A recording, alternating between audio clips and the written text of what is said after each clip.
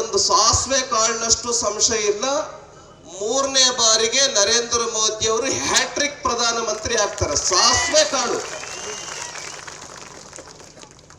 ಸಾಸಿವೆ ಕಾಳಿನಷ್ಟು ಡೌಟ್ ಇಲ್ಲ, ವಿಶ್ವದಲ್ಲಿ ಯಾವ ದೇಶಕ್ಕೂ ಕೂಡ ಡೌಟ್ ಇಲ್ಲ.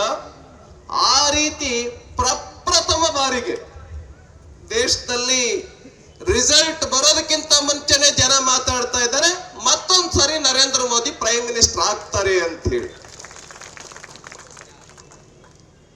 ಆ ಹಿನ್ನೆಲೆಯಲ್ಲಿ ನಿನ್ನೆ ತಾನೇ ನಿರ್ಧಾರ ಮಾಡಿರ್ತಕ್ಕಂಥ ಕಾರ್ಯಕ್ರಮ ಇದು. ಇಷ್ಟು ದೊಡ್ಡ ಸಂಖ್ಯೆಯಲ್ಲಿ ಸಾವಿರಾರು ಜನ ನಾವಿಲ್ಲಿ ಆಗಮಿಸಿದ್ದೇವೆ. ಬಹುಶಃ ದಾವಣಗೆರೆ ಇತಿಹಾಸದಲ್ಲಿ ಈ ಚುನಾವಣೆ ಒಂದು ಹೊಸ ಇತಿಹಾಸವನ್ನ ಬರೆಯುತ್ತೆ ಅಂತೇಳಿ ನನಗನ್ಸ್ತಾ ಇದೆ.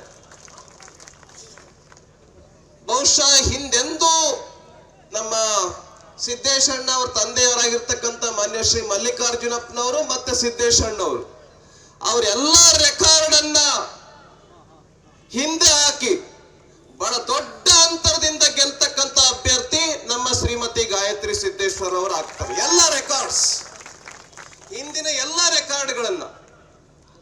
ಯಾಕೆ ಅಂತ ಹೇಳಿದ್ರೆ ಅಷ್ಟು ಕೆಲಸವನ್ನ ನಮ್ಮ ಕೇಂದ್ರ ಸರ್ಕಾರ ನರೇಂದ್ರ ಮೋದಿಜಿ ಅವರು ಮಾಡಿದ್ದಾರೆ.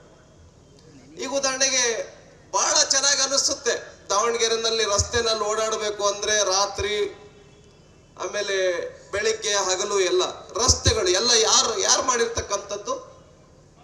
ಕೇಂದ್ರ ಸರ್ಕಾರ. Smart city.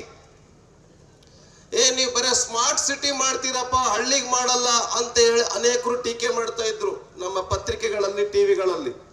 Even smart villages, ಹಳ್ಳಿಗಳಿಗೆ ಕುಡಿಯುವ ನೀರು JJM, ರೈತರ ಅಕೌಂಟ್ಗಳಿಗೆ 6,000 ರೂಪಾಯಿ, ನಮ್ 4,000 ರೂಪಾಯಿ ಯಡಿಯೂರಪ್ಪನವ್ರು ಆಗ್ತಾ ಇದ್ರು. 4,000 ರೂಪಾಯಿಯನ್ನ ರದ್ದು ಮಾಡಿರ್ತಕ್ಕಂಥ ದೇಶದ್ರೋಹಿ ಸರ್ಕಾರ ಇದ್ರೆ ಅದು ಕಾಂಗ್ರೆಸ್ಸಿನ ಸಿದ್ದರಾಮಯ್ಯ ಸರ್ಕಾರ. 4,000 ರೂಪಾಯಿ ಅಕೌಂಟ್ಗೆ ಹೋಗೋದನ್ನ ಅವ್ರು ಬಂದ್ ಮಾಡಿದ್ರು. ರೈತರ ಮಕ್ಕಳು ವಿದ್ಯಾರ್ಥಿಗಳಿಗೆ ಸ್ಕಾಲರ್ಶಿಪ್ ಕೊಡ್ತಾ ಇದ್ವಿ.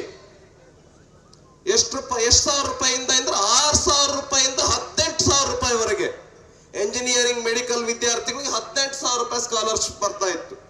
ಅದನ್ನ ರದ್ದು ಮಾಡಿದ್ರು. ಅಂದ್ರೆ ಸಿದ್ದರಾಮಯ್ಯ ಅವರು ಮಾಡಿದ್ರು ಮಾತ್ರ ಶ್ರೇಷ್ಠ, ಬಿಜೆಪಿ ಕೆಲಸ ಮಾಡಿದ್ರು ಮಾತ್ರ ಕನಿಷ್ಠನಾ? ಇದಕ್ಕೆ ಈ ಚುನಾವಣೆಯಲ್ಲಿ ಜನ ಕಾಯ್ತಾ ಇದ್ದಾರೆ ಉತ್ತರ ಕೊಡಕ್ಕೆ. ಯಾರ್ಯಾರ ರೈತರ ಅಕೌಂಟ್ಗೆ 4,000 ರೂಪಾಯಿ ಬರ್ತಾ ಇತ್ತು ಅದನ್ನು ರದ್ದು ಮಾಡಿರುವಂತದ್ರ ವಿರುದ್ಧ ಈ ಸಾರಿ ಚುನಾವಣೆಯಲ್ಲಿ ರೈತರು, ಮಹಿಳೆಯರು ಎಲ್ಲರೂ ಕೂಡ ಒಗ್ಗಟ್ಟಾಗಿ ಬಿಜೆಪಿಗೆ ಮತದಾನವನ್ನ ಮಾಡೋರಿದ್ದಾರೆ. ಅನುಕ್ಷಣದ ಸುದ್ದಿಗಳಿಗಾಗಿ ವಿಸ್ತಾರ ನ್ಯೂಸ್ ಯೂಟ್ಯೂಬ್ ಚಾನೆಲ್ ಸಬ್ಸ್ಕ್ರೈಬ್ ಮಾಡಿ. ಹೊಸ ಸುದ್ದಿಗಳ ನೋಟಿಫಿಕೇಶನ್ಗಾಗಿ ಬೆಲ್ ಐಕಾನ್ ಕ್ಲಿಕ್ ಮಾಡಿ. ಲೇಟೆಸ್ಟ್ ಅಪ್ಡೇಟ್ಸ್ಗಾಗಿ www.vistaranews.com ವೆಬ್ಸೈಟ್ಗೆ ವಿಸಿಟ್ ಮಾಡಿ. ಅಂಗೈಯಲ್ಲೇ ಜಗತ್ತಿನ ಸುದ್ದಿ ತಿಳಿಯಲು ವಿಸ್ತಾರ ನ್ಯೂಸ್ ಕನ್ನಡ ಆಪ್ ಡೌನ್ಲೋಡ್ ಮಾಡಿ.